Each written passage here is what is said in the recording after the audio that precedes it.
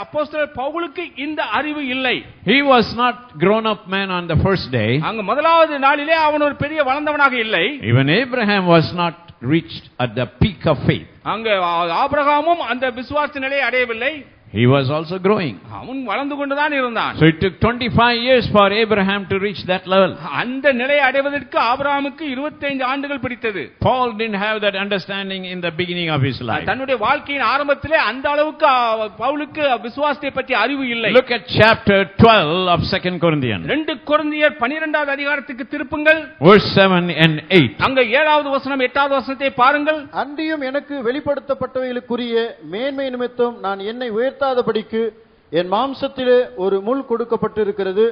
என்னை நான் உயர்த்தாதபடிக்கு அது என்னை குட்டும் சாத்தானுடைய தூதனாய் இருக்கிறது. It is a messenger from the Satan. இது சாத்தானுடைய தூதன். Amen. Amen. It's not a sickness. அது வியாதி அல்ல. It's a messenger. அது ஒரு தூதன்.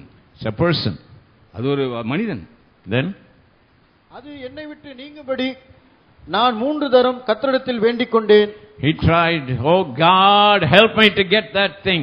ஆண்டவரே என்னிடத்திலிருந்து அதை எடுத்துக்கொள்ளும் என்று சொன்னார். That the messenger from the devil. அந்த பிசாசினிடத்திலிருந்து வந்த தூதன். Do something about that person, Lord. அந்த மனிதனை பற்றி ஏதாவது ஒரு காரியம் செய்யும் என்று சொல்கிறார். You know what God said? அந்த தேவன் என்ன சொன்னார் தெரியுமா? அதற்கு அவர் என் கிருபை உனக்கு போதும் My grace is enough for you. என்னுடைய கிருபை உனக்கு போதுமானதா இருக்கிறது. That means அதனுடைய அர்த்தம் என்ன? people preach differently. ஜனங்கள் வித்தியாசமாக Oh, பிரசங்கிக்கிறார்கள். Paul had sickness. பவுலுக்கு வியாதி இருந்தது. Oh, God says my grace is enough for you to endure the sickness. அந்த வியாதியை தாங்கிக் கொள்வதற்கு என்னுடைய கிருபை உனக்கு போதுமானதா இருக்கிறது என்று That's தேவன் wrong. சொன்னார். அது தவறு. Paul was trying to get rid of that person troubling him. அந்த அவரை தொந்தரவுபடுத்தின மனிதனை அவன் விலக்க வேண்டும் என்று பவுல் முயற்சி செய்தார். Devil sends some people in your life to destroy you. உன்னை அழிப்பதற்காக பிசாசு சில மனிதர்களை உன் வாழ்க்கையில் அனுப்பக்கூடும். Then God also sends some people to bless your life. உன்னுடைய வாழ்க்கையை ஆசீர்வதிப்பதற்கு சில ஜனங்களையும் தேவன் So அனுப்பக்கூடும். you should know the difference. உங்களுக்கு அந்த வித்தியாசத்தை நீங்கள் அறிந்து கொள்ள வேண்டும். Is this person from God or the devil? இந்த மனிதன் தேவனிடத்திலிருந்து வந்தவனா இல்லது பிசாசினிடத்திலிருந்து வந்தவனா என்று நீங்கள் தான் வித்தியாசத்தை பார்க்க வேண்டும். Sometimes you get fascinated by some the devil's messenger. சில நேரங்களில் பிசாசு சில பார்சலை உங்கள் வீட்டுக்கு அனுப்பி விடுவான். So in Acts chapter 16, அப்போஸ்தலர் 16வது அதிகாரம், we see what happened. அங்கே என்ன நடந்தது என்பதை பார்க்கிறோம். Paul tried to get rid of this. இதை பவுல் எப்படியா நீக்கிவிட வேண்டும் என்று விரும்பினார். But God says, ஆனால் தேவன் சொன்னார், what I am going to do, I have done it. நான் என்ன செய்ய போகிறேனோ ஏற்கனவே நான் அதை செய்து I have given you my grace. என்னுடைய கிருபையை உனக்கு கொடுத்து விட்டேன். But use your faith. உன்னுடைய விசுவாசத்தை நீ செயல்படுத்து. Use your faith. உன்னுடைய விசுவாசத்தை நீ பயன்படுத்து. Chapter 16 verse 16, 17, 18. அங்கே அப்போஸ்தலர் 16, 17, 18 வாசியுங்கள். நாங்கள் ஜெபம் பண்ணுகிற இடத்துக்கு போகையில் குறி சொல்லுகிற ஏவுகிற ஆவியை கொண்டிருந்து குறி சொல்லுகிறதினால் தன் எஜமான்களுக்கு மிகுந்த ஆதாயத்தை உண்டாக்கின ஒரு பெண் எங்களுக்கு எதிர்பட்டால் அவள் பவுலையும் எங்களையும் பின்தொடர்ந்து வந்து, இந்த மனுஷர் உன்னதமான தேவனுடைய ஊழியக்காரர், ரட்சிப்பின் வழியை நமக்கு அறிவிக்கிறவர்கள் என்று சத்தமிட்டால், இப்படி அநேக நாள் செய்து கொண்டு வந்தால் பவுல் சினங்கொண்டு திரும்பி பார்த்து, நீ இவளை விட்டு புறப்படும்படி இயேசு கிறிஸ்துவின் நாமத்தினாலே உனக்கு கட்டளையிடுகிறேன் என்று அந்த ஆவியுடனே சொன்னான். அந்நேரமே அது புறப்பட்டு போயிற்று. Here, listen to me here. நன்றாக கவனித்து கேளுங்கள். The devil was telling everybody, அங்கே அந்த பிசாசு எல்லாரையும் பற்றி சவால் விட்டுக்கொண்டே telling everybody about Paul. பவுலை பற்றி எல்லாரிடத்திலும் சொல்லிக் கொண்டிருந்தது. Here comes a great apostle. இங்கே ஒரு பெரிய அப்போஸ்தலர் வந்திருக்கிறார். He will lead you to the salvation. அவர் ரட்சிப்புக்கு நேராக உங்களை வழிநடத்துகிறார். He will tell you the way of salvation. அங்கே ரட்சிப்பின் வழியை உங்களுக்கு போதிக்கிறார். Paul didn't like that.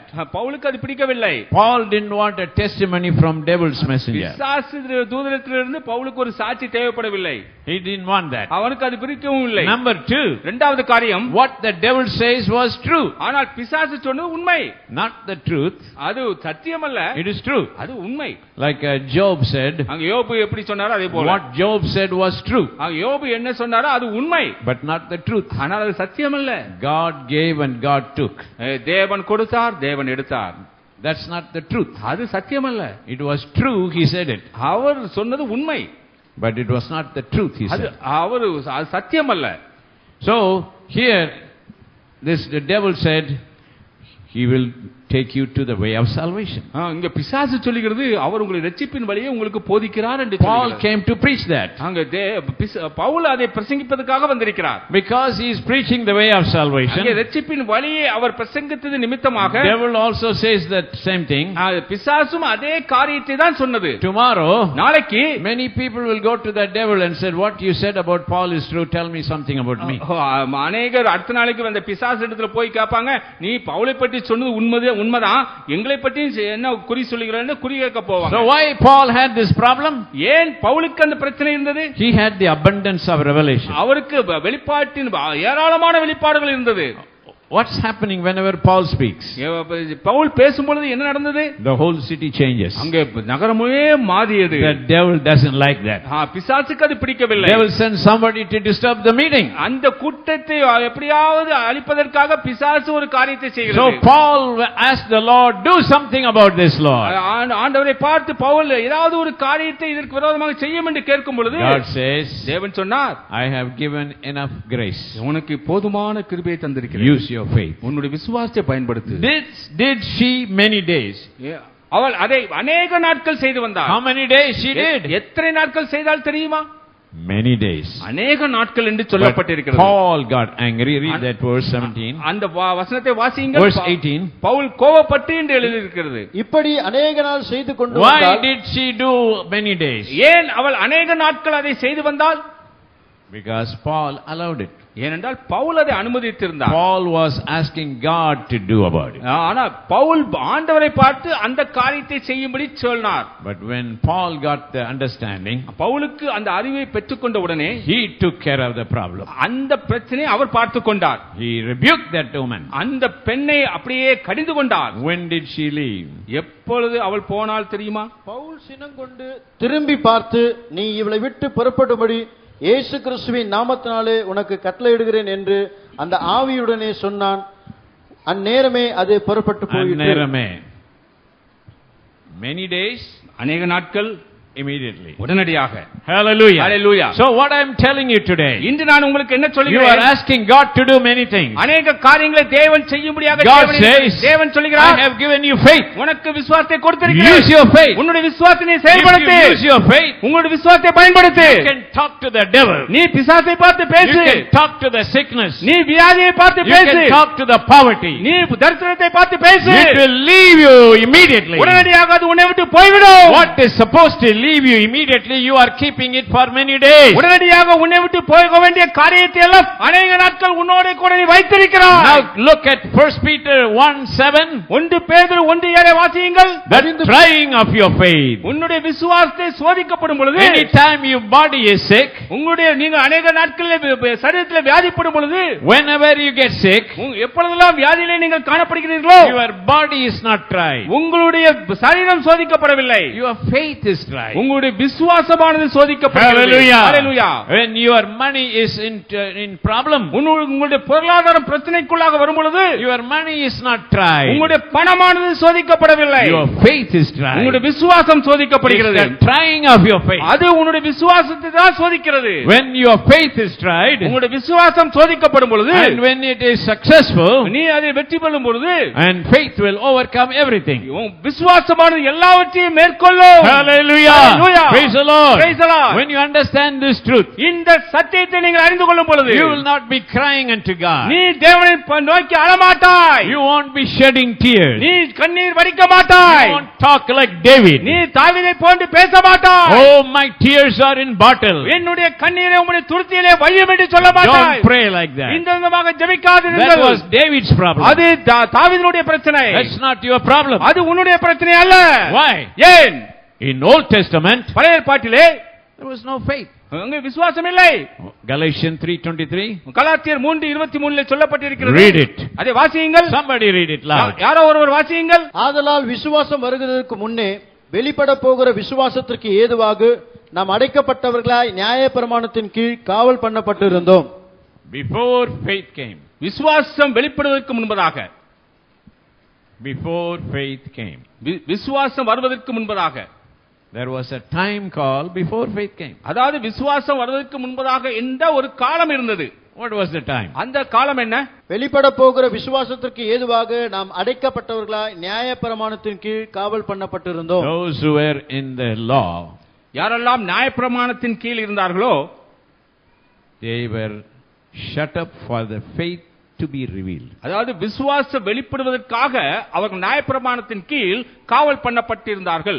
In the Old Testament, பழைய ஏற்பாட்டிலே they didn't have faith. அவர்களுக்கு விசுவாசம் இல்லை. They had occasional, seasonal faith. அவர்களுக்கு எப்போதாவது ஒரு முறை தான் விசுவாசம் வரும். It will come and go. அது அப்பவே வந்து போய்விடும். Elijah killed 400 plus Baal's prophet on top of the mountain. அங்க எலியா பாபேலுடைய 400 தீர்க்கதரிசிகளை கொலை செய்தான். But he was running for his own life. அவன் தன்னுடைய ஜீவனை காத்துக் கொள்வதற்காக ஒரு ஸ்திரீயினிடத்திலிருந்து He killed ஓடிக்கொண்டிருந்தான். more than 400 prophets of Baal. அங்கே பாபேலுடைய 400 தீர்க்கதரிசிகள், பாலாக்குடைய 400 தீர்க்கதரிசிகளுக்கு மேலாக தீர்க்கதரிசிகளை கொலை செய்தான். But he was trying to save his life. தன்னுடைய ஜீவனை காத்துக் கொள்வதற்காக ஓடுகிறான். Faith was there அங்கே விசுவாசம் இருந்தது. and it's gone. ஆனால் அது போய்விட்டது. In the Old Testament time, பழைய ஏற்பாட்டு காலத்திலே faith comes for the occasion. எப்பொழுதாவது ஒரு முறைதான் விசுவாசம் வரும். In the New Testament, ஆனால் புதிய ஏற்பாட்டிலே you and I have an abiding faith. நம்ம உங்களுக்கும் எனக்கும் நிலைத்திருக்கக்கூடிய விசுவாசம் You இருக்கிறது. have faith forever. உங்களுக்கு நித்தியமாக உங்களுக்கு விசுவாசம் கொடுக்கப்பட்டிருக்கிறது. Because we are living in the time after that faith has come. அங்கே விசுவாசம் வந்த காலத்துக்கு பிறகான காலத்தில் தான் நாம் வாழ்ந்து Verse கொண்டிருக்கிறோம். 25. 25வது வசனத்தை வாசியுங்கள். விசுவாசம் வந்த பின்பு நாம் உபாதிக்கு கீழானவர்கள் அல்லவே. After that the faith has come. அங்கே விசுவாசம் வந்த பிறகு You are not under the teacher. நீங்கள் உபாதிக்கு கீழாக இல்லை. You are sitting in the college. நீங்கள் கல்லூரியிலே உட்கார்ந்து கொண்டிருக்கிறீர்கள். What for? எதற்காக? To get a degree certificate. உங்க ஒரு டிகிரி வாங்குவதற்காக. After you got the degree certificate, நீங்கள் டிகிரி சர்டிபிகேட் வாங்கிய பின்பு you won't sit in the classroom. நீங்கள் அந்த கல்லூரியிலே வகுப்பறையிலே உட்கார்ந்து இருக்க மாட்டீர்கள். What will you do? நீங்கள் என்ன செய்வீர்கள்? Go to work. நீங்கள் வேலைக்கு செல்ல ஆரம்பிப்பீர்கள். Amen. Amen. You've been listening. ஏனென்றால் நீங்கள் நன்றாக கேட்டுவிட்டீர்கள். What for? எதற்காக? To get the certificate. அந்த சர்டிபிகேட்டை பெறுவதற்காக. When you get that certificate, நீங்கள் அந்த சர்டிபிகேட்டை பெற்ற பின்பு you don't need to listen anymore. நீங்கள் இனிமேல் பாடசாலையிலே கேட்க வேண்டிய அவசியம் இல்லை. You have to do what you already heard. எதை நீங்கள் இதுவரைக்கும் கேட்டீர்களோ அதை நீங்கள் செயல்படுத்த போகிறீர்கள். Amen. Amen. If you are coming to the church 20 years, நீங்கள் 20 வருடமாக சபைக்கு வந்து கொண்டிருப்பீர்கள் என்றால், you didn't win any soul. நீங்கள் எந்த ஆத்துமாவை இன்னும் ஆதாயப்படுத்தவில்லை என்றால், You are still failing. நீங்கள் இன்னும் தோல்வியுள்ள வாழ்க்கையை தான் வாழ்ந்து கொண்டிருக்கிறீர்கள். Your average may be 150. உங்களுடைய Average. Average 150. 150. You are failing miserably. நீங்கள் பரிதாபகரமாக தோல்வியுள்ள வாழ்க்கை வாழ்ந்து கொண்டிருக்கிறீர்கள். Listen to me, people. நன்றாக கவனமாக In கேளுங்கள். the Old Testament, பழைய ஏற்பாட்டிலே faith was not revealed. அங்க விசுவாசம் வெளிப்படவில்லை. So they were crying. ஆகவே தான் அழுது கொண்டிருந்தார்கள். Jeremiah was crying prophet. எரேமியா அழக்கூடிய ஒரு தீர்க்கதரிசியாக And இருந்தான். David was a crying king. அங்கே தாவீது அழக்கூடிய ராஜாவாக Psalm இருந்தான். 56, சங்கீதம் 56 verse 2. இரண்டாவது வசனம், He was always in trouble. எப்பொழுதுமே அவர் உபத்திரவத்திலே But காணப்பட்டார். God said, I will give your kingdom a peace. தேவன் சொன்னார், நான் உனக்கு ராஜ்யத்தோடு சமாதானத்தை தருவேன் என்று But he சொன்னார். didn't have peace. ஆனால் அவனுக்கு சமாதானம் இல்லை. Always trouble. எப்பொழுதுமே உபத்திரவம். Why? ஏன்? His life was not proper. அவருடைய வாழ்க்கையானது துயரத்திலே இருந்தது. Look at verse 2. இரண்டாவது வசனத்தை வாசியுங்கள். என் சத்துருக்கள்